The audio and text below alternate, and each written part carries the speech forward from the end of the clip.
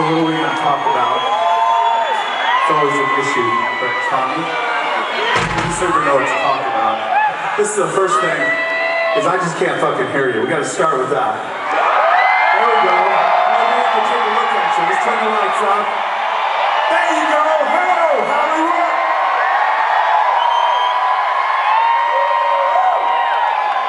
We are the only band that can fucking say this. We are home fucking sweet home, right? So, fuck. Can we just all sit down for a second? Just take 1 second and sit down. No! And let's just talk about what's going on. You can do it. I'll sit down with you. Go ahead. All right. I can outweight you. Okay, so this is what I was thinking. This moment right here is actually very magical for a lot of reasons. But most of all, if the story I'm going to tell you in a second didn't happen exactly in the chain of events that had happened, none of us would be here right now. You guys wouldn't have gotten in your cars and come here, and we wouldn't have been here, we would have never met each other, and it's kind of fucking weird. The whole thing's been weird. So this is what happened. It was 1980, and it was Hollywood, California. I was playing in this band called London, and we were kind of doing okay. And I thought to myself, there's got to be 3 other guys that want to rip the throat out of this music industry. I know they're out there, because at the time, there were these bands like the Knack and the Plimsolls, and they had their little haircuts and their ties, and they were singing sweet little songs, and to be honest with you, it made me fucking sick.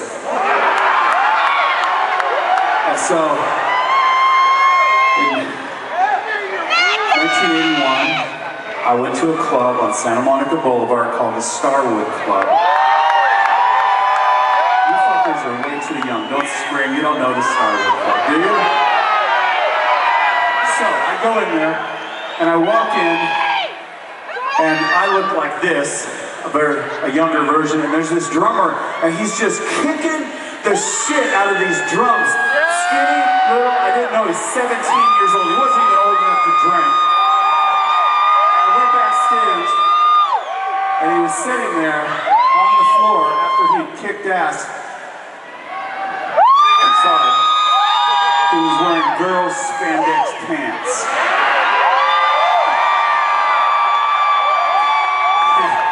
And we talked about punk rock, and we talked about heavy metal, and we talked about glam rock in the 70s, and we talked about what the fuck is happening in Los Angeles, and we decided to start a band. So I was living at this girl's house, and I don't remember her name. Motley Crue never remembers their names. And we were playing these songs, bass and drums, Live Wire, Too Fast for Love, Starry Eyes, Take Me to the Top, all stuff off of Too Fast for Love to Be. And we said, what are we going to do for a guitar player? Now there's a magazine here called The Recycler. And all the guitar players in there were into everything that we weren't into, and me and Tommy thought we were fucked. And then there was one ad, can't even believe it, it said, loud, aggressive motherfucker, call me if only if you're serious, make fucking noise.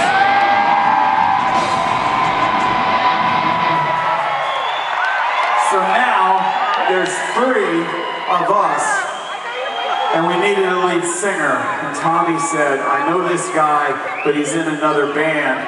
And we went back to the Starwood, and we were leaning against the wall, and we thought we were pretty fucking cool, because we were. And we were just standing there like this.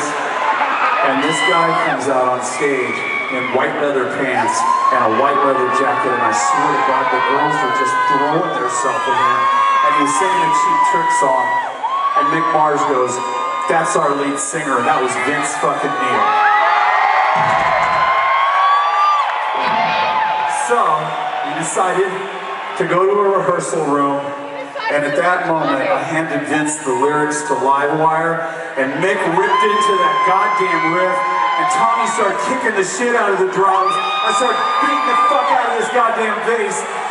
Vince started screaming. At that moment, January 17th, 1981, Motley Crue was born in this city. This fucking city right here.